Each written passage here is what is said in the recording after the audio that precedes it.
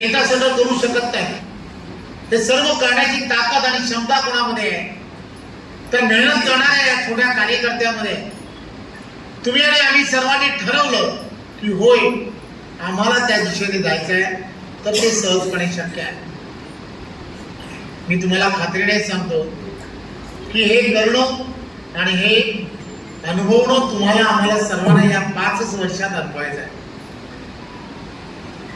या 5 वर्षात अनुभवायचा याचा अर्थ असा आहे की आम्ही आमच्या पुढच्या पिढीला काय देतो हे फार महत्त्वाचं आहे। आमच्या पुढच्या पिढीला आम्हाला चांगलं भविष्य पक्षाचं देणं गरजेचं आहे आणि म्हणून या सगळ्या गोष्टी बाजूला ठेवणं गरजेचं आहे। कोणाला तरी ग्रामपंचायतीचं सदस्य व्हायचं असेल, कोणाला तरी जिल्हा परिषदेचं सदस्य व्हायचं असेल, कोणाला तरी पंचायत समिती व्हायचं असेल,